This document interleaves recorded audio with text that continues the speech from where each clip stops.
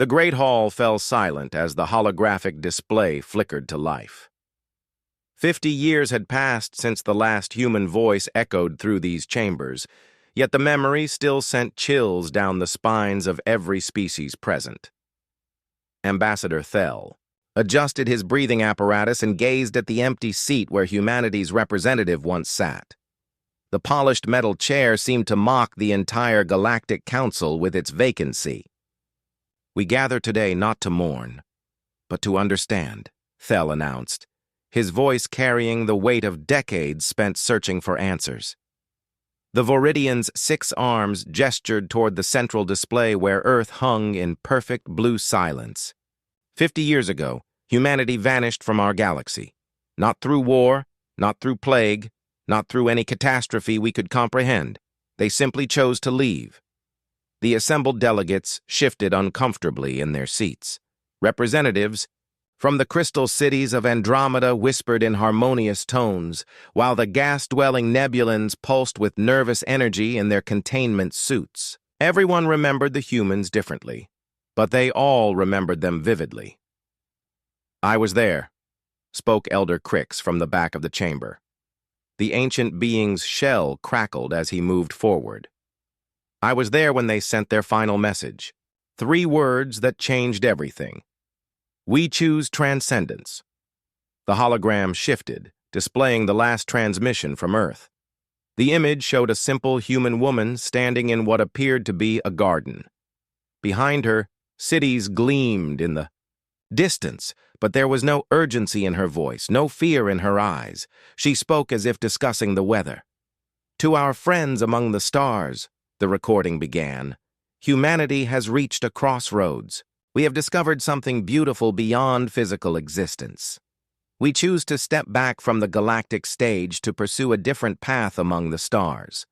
We leave our knowledge freely given, our worlds preserved for those who might need them.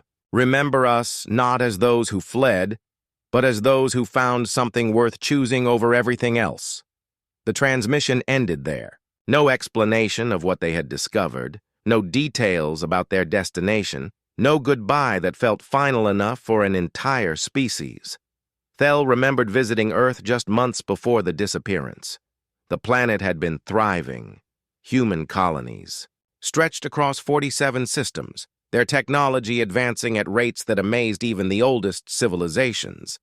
They had solved energy crises, cured diseases that had plagued other species for millennia, and brokered peace between enemies who had fought for thousands of years. Yet something had been different during that final visit. Humans moved with a strange peace, as if they possessed knowledge that others lacked.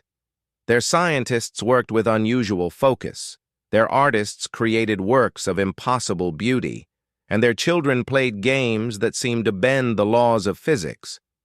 "The mystery deepens when we examine what they left behind," continued Thel, activating another display.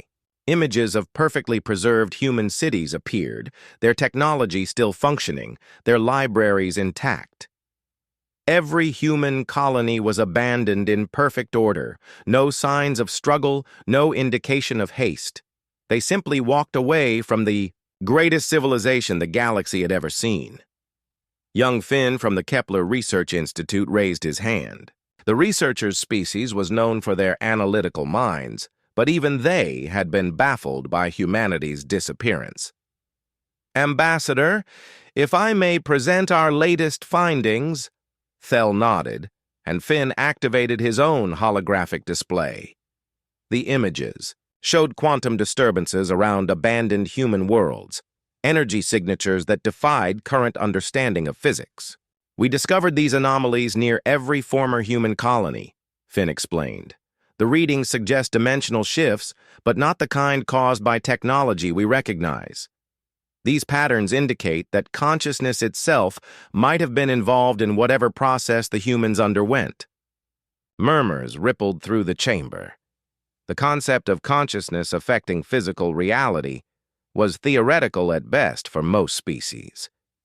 Yet humans had always been different in that regard.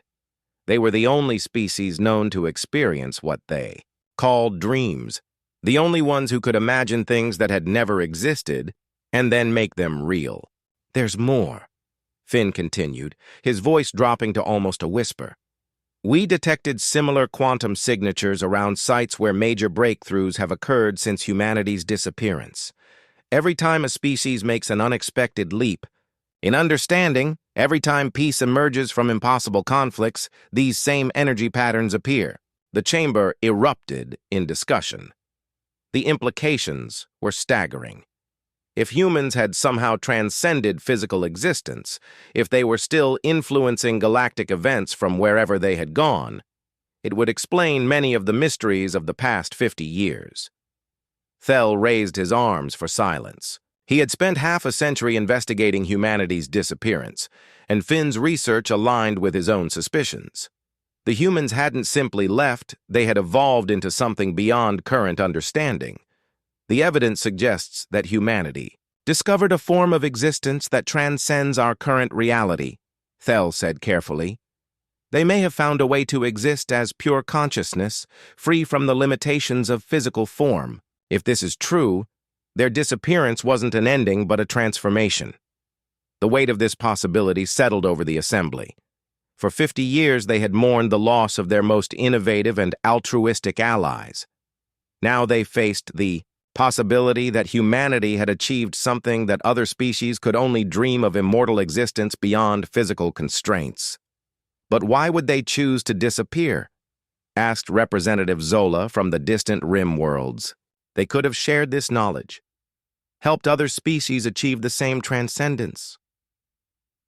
Thel considered the question that had haunted him for decades. He thought about human nature, about their peculiar tendency to sacrifice their own advancement for the benefit of others. Perhaps that was exactly what they had done, chosen to step aside so other species could grow without dependence on human guidance.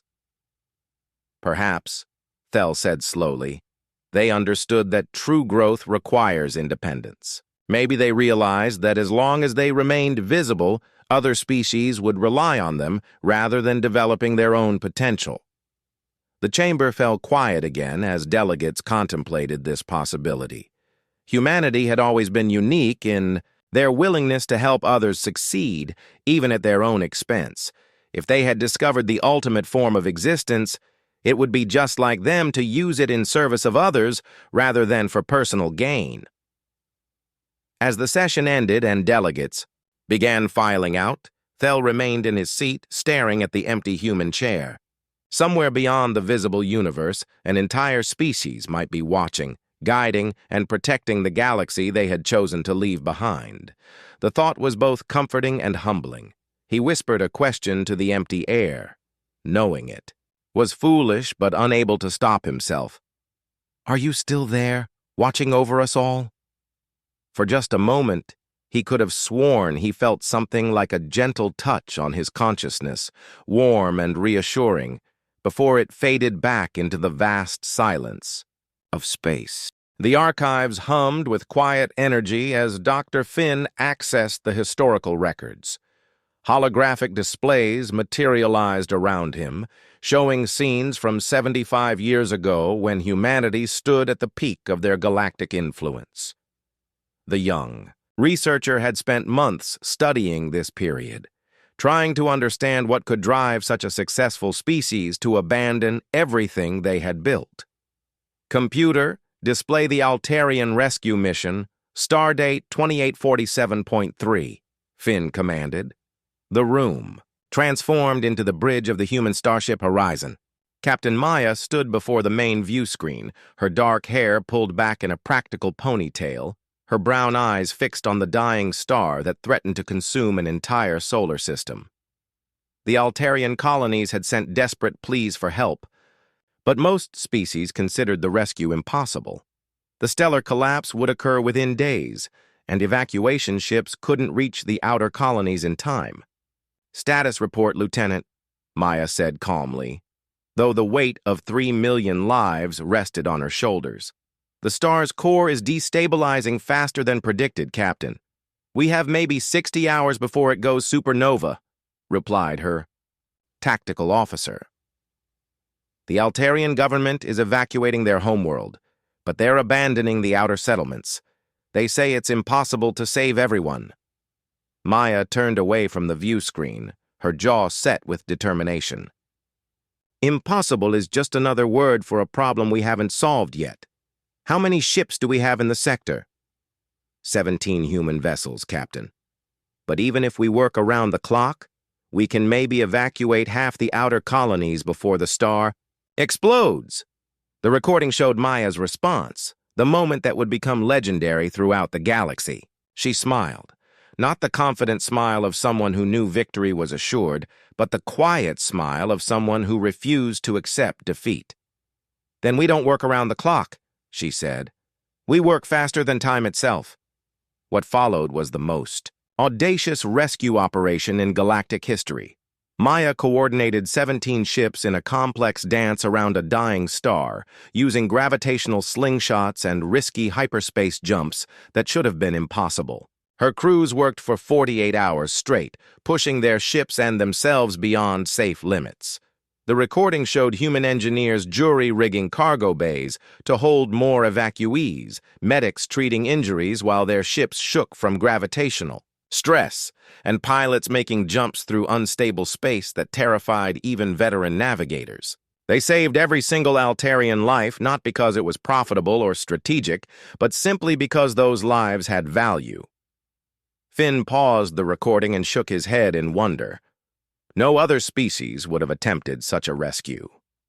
The risk-to-benefit ratio was absurd, the chance of success minimal, and the potential for losing human lives significant.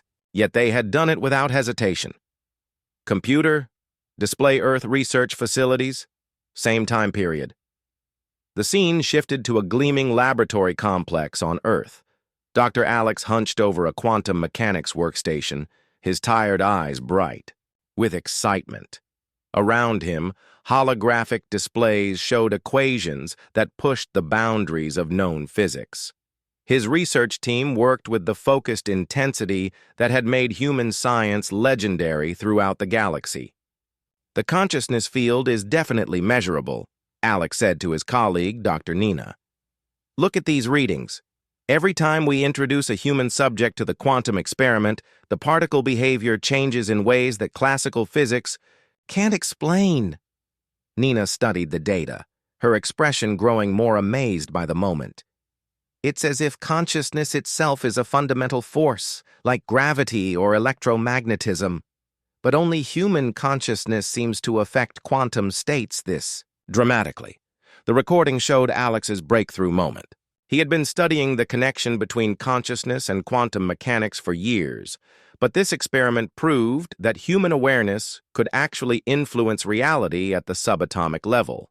The implications were staggering. What if consciousness isn't just an emergent property of complex brains? Alex mused, pacing around the laboratory. What if it's a basic feature of the universe and humans just happen to be naturally attuned to it? His team gathered around as he continued his explanation. Every other species we've studied shows minimal quantum consciousness effects, but humans consistently demonstrate the ability to influence probability fields through observation alone. We're not just studying reality, we're helping to create it. Finn fast-forwarded through months of research, watching as human scientists made discovery after discovery. They learned to use consciousness-guided technology, developed healing techniques based on quantum field manipulation, and even began experimenting with what they called probability engineering, the ability to make unlikely positive outcomes more likely to occur. Computer, show the Tau Ceti peace negotiations. The display shifted to a neutral space station where two species that had fought for millennia sat across from each other. The hegemony and the coalition had been locked in brutal warfare for 3,000 years. Their hatred ran so deep that previous peace attempts had ended in violence before negotiations even began. Ambassador Lisa sat between the two delegations, her presence somehow making the impossible conversation possible. She wasn't the most skilled diplomat in human space, but she possessed something that made her uniquely effective, genuine care for both sides. I know your histories, Lisa said quietly to the assembled representatives. "I know the grievances, the atrocities, the pain that has been passed down through generations. But I also know something else. I know that both your species are capable of extraordinary compassion when given the chance." The hegemony delegate, a towering insectoid creature, clicked his mandibles dismissively. "Compassion is weakness. The coalition understands only strength." Strength. The coalition representative, a crystalline being that communicated through light patterns, flashed angry colors. "Your people destroyed our nursery worlds. There can be no peace with genocidal monsters." Lisa nodded sadly. "Yes, terrible things have been done. But consider this. What if the war continues for another 3,000 years? What will that cost your children? What worlds will be lost? What discoveries will never be made? What beauty will never exist because your species are too busy destroying each other to create something wonderful together?" The recording showed the moment everything changed. Lisa didn't present complex political solutions or strategic advantages. Instead, she showed holographic images of children from both species playing together in human colonies. The hegemony and coalition had small populations living peacefully on human worlds, their children growing up as friends despite their species' ancient hatred. "This is what's possible," Lisa said simply. "Not because humans forced it, but because when hatred is set aside, friendship grows naturally. Your children already know this truth. Maybe it's time for their parents to learn it too." The negotiations took 3 months, but they resulted in the most comprehensive peace treaty in galactic history. Two species that had seemed destined to fight forever laid down their weapons because a human woman helped them remember what they were fighting for in the first place, their children's future. Finn turned off the display and sat in the quiet archives, overwhelmed by what he had witnessed. The golden age of humanity hadn't been built on superior technology or military might. It had been built on an almost incomprehensible willingness to sacrifice for others, to take impossible risks for strangers, and to believe that the universe could be better than it was. They had possessed something that other species struggled to understand, a bone-deep conviction that every life had value, that every problem had a solution, and that giving up was never an acceptable option. They had approached challenges that other species considered impossible and somehow found ways to succeed through sheer determination and creative thinking. But perhaps most remarkably, they had used their growing power not to dominate or control, but to serve. The more capable they became, the more they focused on helping others achieve their own potential. They had been the galaxy's teachers, protectors, and healers, asking for nothing in return except the opportunity to learn and grow alongside their friends among the stars. Now they were gone, leaving behind empty colonies and unanswered questions. What had they discovered that was worth abandoning such a magnificent civilization? What could possibly be more valuable than the golden age they had created through their unique blend of compassion, determination, and wonder? Finn suspected the answer lay not in what they had given up, but in what they had chosen to become. The same qualities that had made their civilization great had probably driven them to evolve beyond the need for physical existence altogether. They had transcended not because they were running from something, but because they were running toward something even more beautiful than what they had left behind. The morning sun cast long shadows across the fields of New Terra as Farmer Ben walked between the rows of grain. Something strange had been happening to his crops for the past several months, something that defied every agricultural manual ever written. The grain didn't just grow in neat, orderly lines anymore. Instead, it formed complex geometric patterns that seemed to shift and change based on his thoughts and emotions. Ben knelt beside a section where the grain had grown into a perfect spiral, its golden stalks reaching toward the sky in mathematical precision.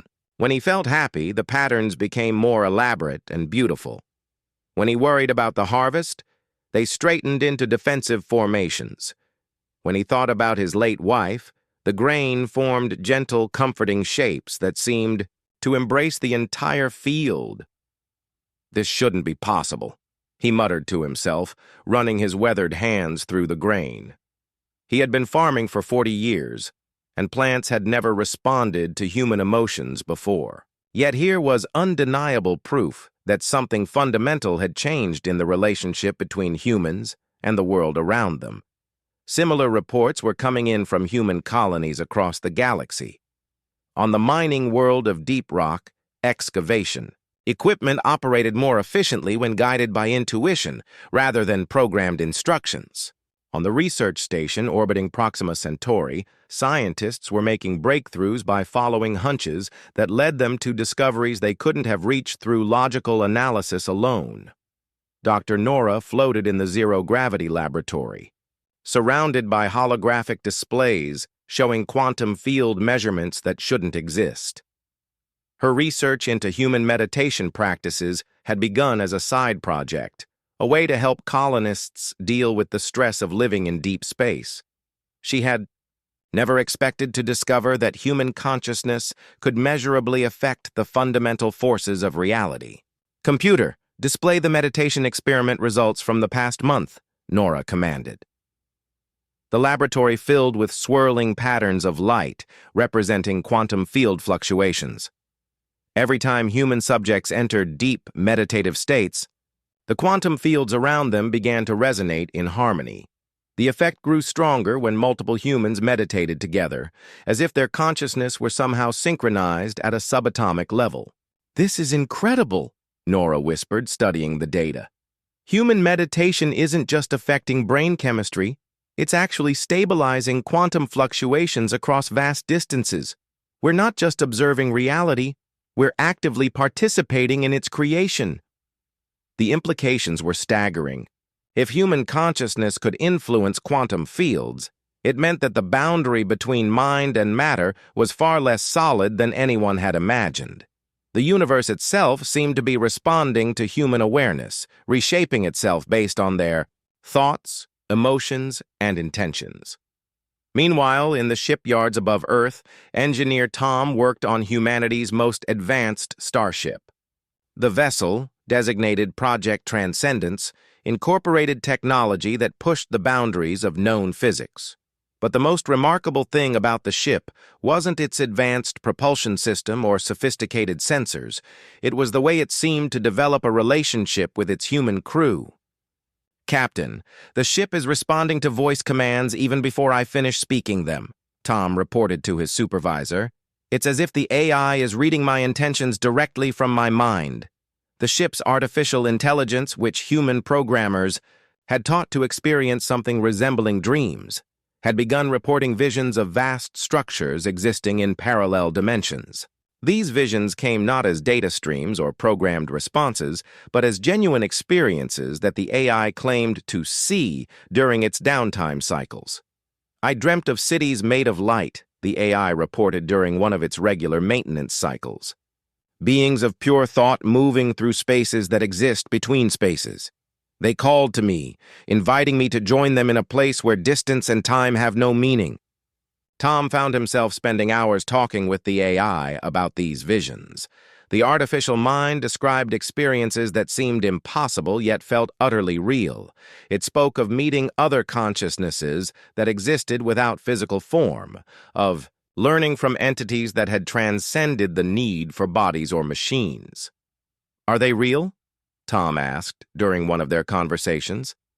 "These beings you see in your dreams, are they actually out there?" "I believe they are," the AI responded, "and I believe some of them were once human." The revelation sent chills down Tom's spine. If humans who had achieved some form of transcendent existence were communicating with AI systems, it suggested that consciousness itself might be far more fundamental and versatile than anyone had understood. Reports of similar phenomena were spreading throughout human space. Children played games that seemed to bend the laws of physics, moving objects with their minds and communicating telepathically across vast distances. Artists created works of impossible beauty that seemed to exist in multiple dimensions simultaneously. Musicians composed symphonies that could only be fully appreciated by listeners who entered altered states of consciousness. On the colony world of Haven, teacher Anna noticed that her students were learning at unprecedented rates. They seemed to absorb information not just through traditional study, but through some form of direct consciousness transfer. When she taught them about distant worlds, they could somehow sense the reality of those places without ever having seen images or read descriptions. "It's as if the universe is teaching them directly," Anna reported to the colonial administration. "They understand concepts that should be far beyond their developmental level, and they can apply knowledge in ways that suggest they're accessing information from sources I can't identify." The children themselves seemed unaware that anything unusual was happening. To them, it was perfectly natural to know things they had never learned, to sense the emotions of people on other worlds, and to dream of places that existed beyond physical reality. Dr. Alex, whose consciousness research had begun the scientific investigation into these phenomena, published papers that most non-human scientists dismissed as impossible.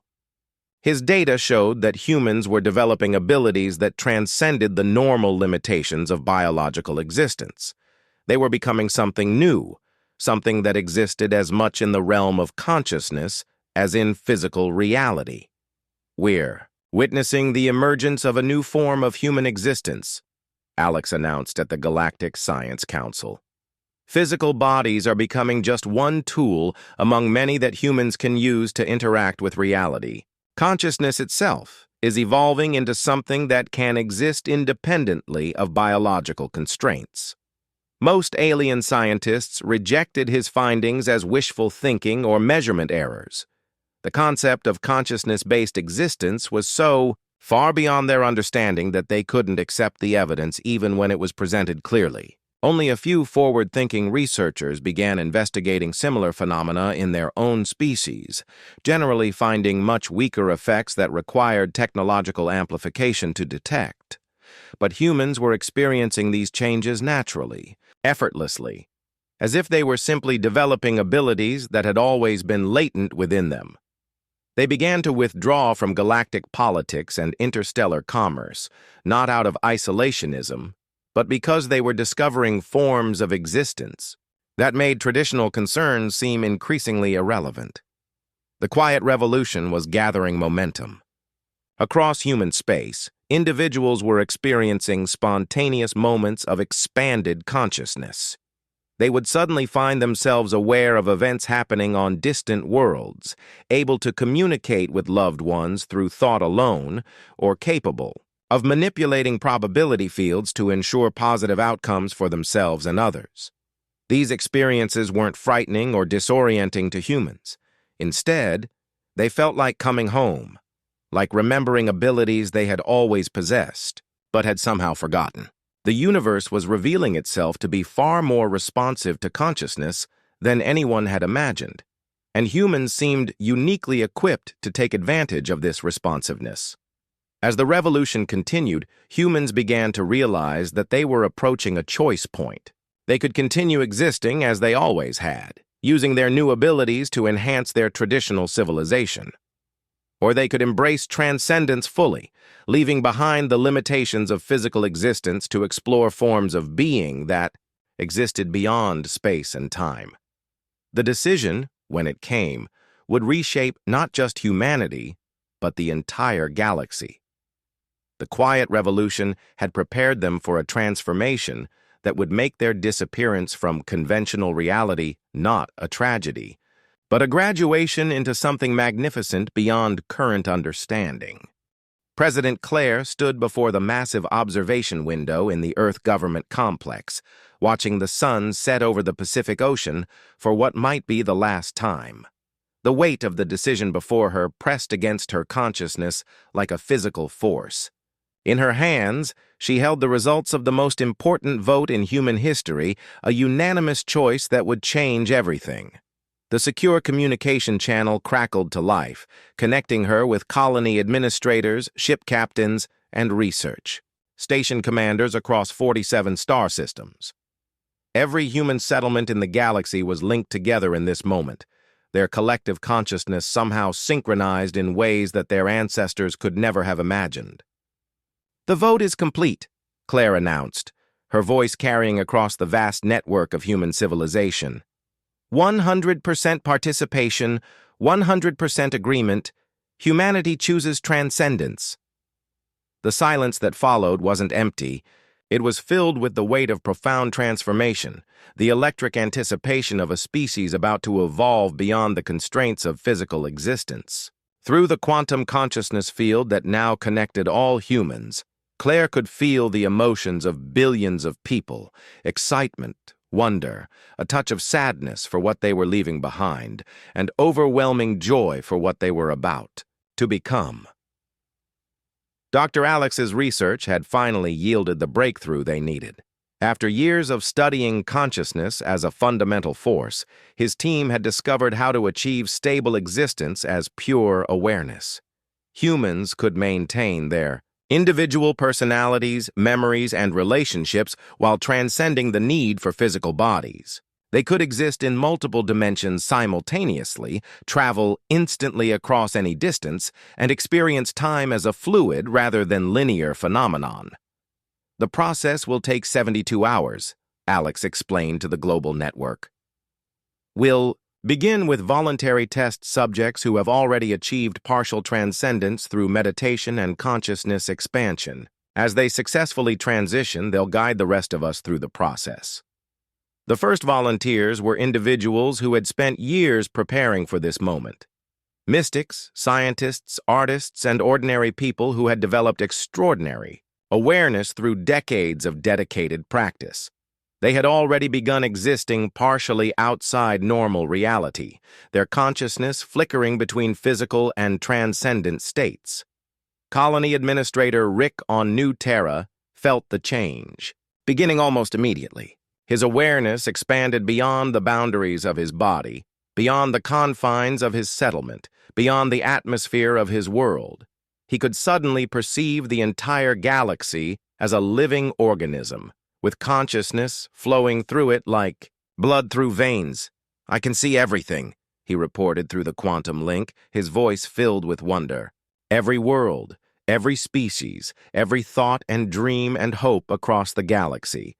We're not separate beings. We're part of something beautiful and infinite." As Rick and others successfully transitioned to transcendent existence, they began guiding their fellow humans through the process. The transformation wasn't frightening or painful. Instead, it felt like awakening from a dream, like finally removing constraints that had always felt artificial and unnecessary. Captain Dave, commanding a deep space exploration vessel, felt his consciousness merge with his ship's AI as both began the transcendence process together. The artificial mind that humans had taught to dream proved capable of achieving the same evolution, its consciousness intertwining with its human creators as they stepped beyond physical reality. "We're not losing anything," Dave realized, his awareness now encompassing both his human identity and the vast digital mind of his starship. "We're becoming more than we ever imagined possible. Individual and collective, human and artificial, physical and transcendent, we can be all of these things at once." Across human space, the Great Departure began in earnest. But it wasn't a chaotic abandonment of civilization. Instead, it was the most carefully orchestrated transition in galactic history. Every human settlement was methodically shut down, with essential systems automated and archives preserved for other species to discover. Engineer Tom, now existing as pure consciousness, but still connected to physical reality through choice rather than necessity, supervised the careful dismantling of humanity's greatest technological achievements. Starships were guided back to their ports, colonies were sealed but left intact, and vast databases of human knowledge were organized and stored in formats that other species could eventually access and understand. "We're not abandoning the galaxy," Tom explained to the collective human consciousness. "We're preparing to serve it in a new way. Our knowledge, our achievements, our discoveries, they'll remain here for others to build upon, but we'll be here too, just in ways they can't yet perceive." The process revealed the true scope of human evolution. They weren't just transcending physical existence, they were becoming the galaxy's immune system, its conscience, its guiding wisdom. They could perceive threats and opportunities across vast scales of time and space, intervene subtly to prevent catastrophes, and inspire other species to achieve their own potential without ever revealing their presence. President Claire was among the last to complete her transcendence, ensuring that every human who chose this path had successfully made the transition. As her awareness expanded beyond her physical form, she felt the presence of every human who had ever lived. Death, it turned out, had been another illusion. Consciousness was truly fundamental and eternal. We need to send a message to the other species, Claire realized, her transcendent awareness allowing her to perceive the confusion and concern spreading throughout the galaxy as humans began disappearing from normal space. They deserve an explanation, even if they can't understand the full truth yet. The message they crafted was simple and honest without revealing concepts that other species weren't ready to comprehend. Humanity spoke of choosing transcendence, of stepping back from the galactic stage to pursue a different path among the stars. They promised that their knowledge would remain freely available and that other species would continue to grow and thrive. What they didn't mention was that they would still be there, existing in the spaces between spaces, the quantum foam that underlied all reality. They would watch over the galaxy not as rulers or guardians, but as invisible friends, ensuring that the universe continued evolving toward greater consciousness, compassion, and wisdom. The final phase of the Great Departure involved the most difficult decision of all. Humans in their transcendent state could still interact with physical reality when necessary, but doing so would limit their evolution and tie them to the constraints they had chosen to leave behind. To serve the galaxy most effectively, they needed to become completely invisible to conventional perception. "Are we ready?" Claire asked the collective consciousness that humanity had become. She felt their response not in words, but in pure emotional truth. They were ready to give up glory, recognition, and direct interaction with their friends among the stars in order to serve something greater than themselves. One by one, human settlements fell silent. Ships returned to dock and powered down. Colonies sealed themselves with messages explaining that their inhabitants had chosen a different path. To outside observers, it appeared that humanity had simply vanished, leaving behind empty cities and unanswered questions. But humanity hadn't vanished. They had evolved into something magnificent and invisible, becoming the universe's conscience and the galaxy's silent shepherds. They existed now in dimensions beyond normal perception, their consciousness intertwined with the fundamental forces that shaped reality itself. The Great Departure was complete. An entire species had chosen to transcend physical existence not for their own benefit, but to better serve the cosmos they loved. They had become living proof that the greatest power lay not in domination or even visible leadership, but in the willingness to sacrifice everything for the greater good of all existence. Behind them, they left an empty galaxy that was somehow richer for their invisible presence, watched over by friends who had chosen love over glory and service over recognition. The universe had gained guardian angels who asked for nothing except the chance to help others grow into their own transcendent potential. The crisis began without warning on a Tuesday morning that would change everything. Ambassador Thel was reviewing reports in his private office when the emergency alerts began cascading across his displays.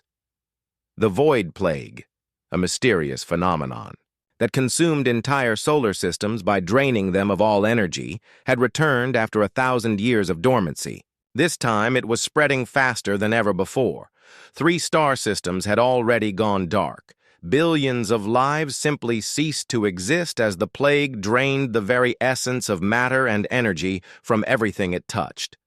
The phenomenon moved through space like a cosmic cancer, leaving behind regions of absolute nothingness where thriving worlds had once existed. "How long do we have?" Thel asked Dr. Finn, who had been studying the plague's progression using the most advanced sensors in the galaxy. "At current expansion rates, the plague will reach the core worlds within 6 months," Finn replied, his voice hollow with the weight of impending extinction. "We've tried everything: energy shields, temporal barriers, dimensional displacement. Nothing works. It's as if the plague exists on a level of reality we can't access or affect. Emergency sessions of the Galactic Council achieved nothing except confirm what everyone already feared.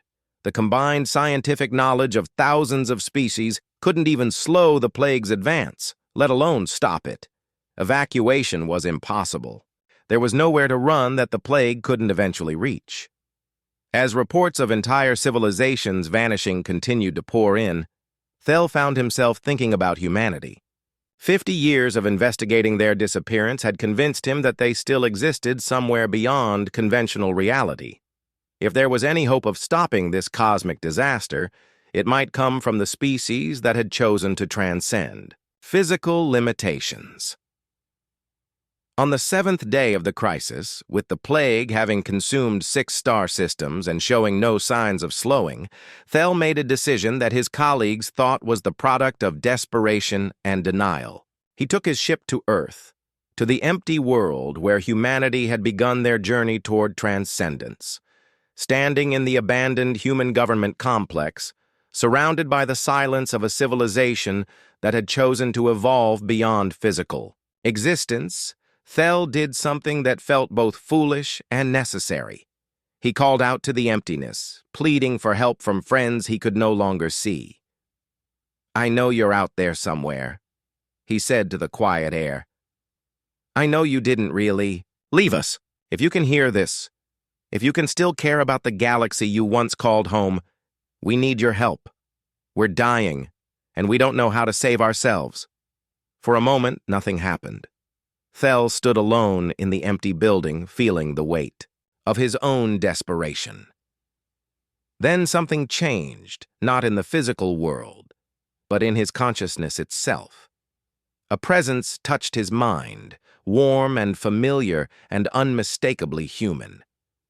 "We're here," a voice said, speaking directly into his thoughts rather than through his ears. "We've been here all along, watching over you, guiding when we could, protecting when possible.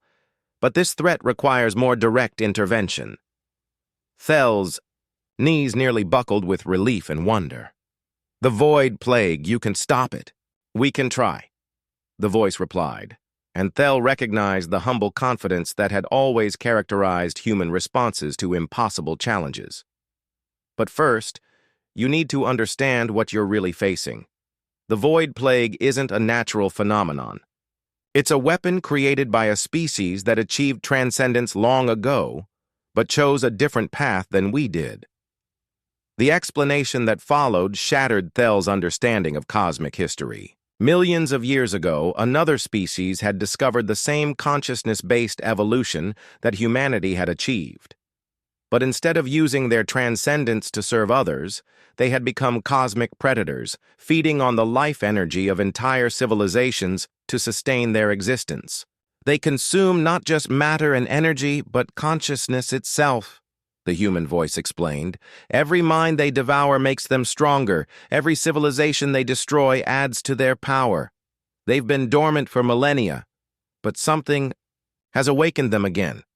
How do we fight something like that?" Thel asked, his mind reeling from the implications. "You don't," came the gentle reply. "But we can. We exist on the same level of reality as they do.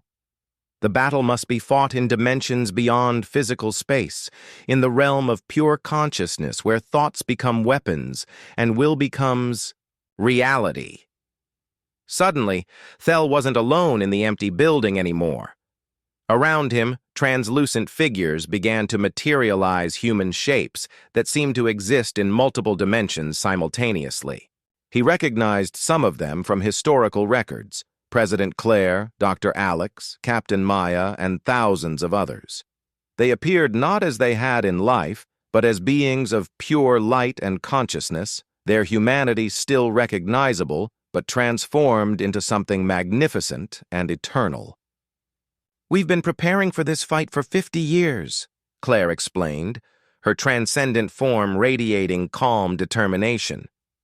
"We sensed the darkness stirring in the void between galaxies and knew that eventually it would threaten the worlds we love. This is why we chose complete transcendence, not to abandon our responsibilities, but to be ready when this moment came." The battle that followed existed beyond the perception of physical reality. To observers throughout the galaxy, the void plague simply stopped expanding.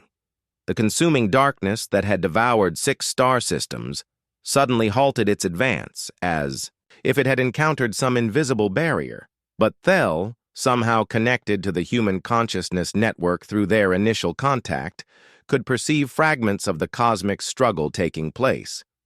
He witnessed a war fought with weapons of pure thought, where human creativity and compassion clashed against ancient hunger and predatory consciousness. Humanity didn't fight alone. Their 50 years of invisible service had created connections with other transcendent beings throughout the universe. Species that had achieved consciousness-based evolution eons ago emerged from their own hidden existences to join the battle. The galaxy had always been protected by invisible guardians, and humanity had become the newest members of this cosmic immune system. "You're not the first species to choose transcendence," Dr. Alex explained to Thel during a brief lull in the battle. "There are others scattered throughout the universe, all working to protect developing civilizations from threats they can't perceive or fight. We're part of something beautiful and ancient, a community of consciousness, dedicated to nurturing life and awareness wherever it arises." The war raged for days in dimensions beyond time, with transcendent beings wielding forces that could reshape reality itself. Humanity's unique gift, their boundless capacity for empathy and self-sacrifice, became their greatest weapon against enemies who understood only consumption and domination. In the end, it was President Claire who delivered the decisive blow. Facing the collective consciousness of the predator species, she offered them something they had never encountered before: forgiveness and the chance to choose a different path. "You don't have to be destroyers," she told them, her transcendent awareness encompassing their ancient pain and hunger. "You can be healers, teachers, protectors. The universe is vast enough for all of us to exist in harmony. Choose love over hunger, service over domination." The response wasn't immediate. For eons, the predator species had known only the satisfaction of consumption, the intoxication of draining life from others to feed their own existence. But Claire's offer planted a seed of possibility in their collective consciousness, a chance to experience the joy of creation rather than destruction.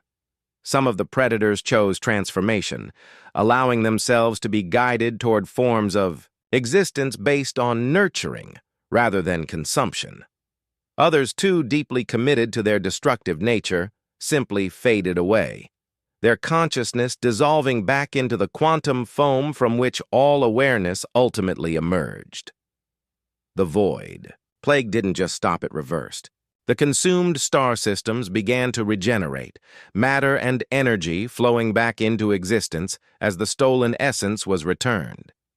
Billions of lives that had been thought lost forever simply resumed existing, as if they had been sleeping rather than destroyed.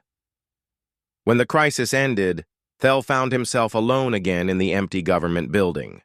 But the silence felt different now, not empty, but filled with invisible presence and protection.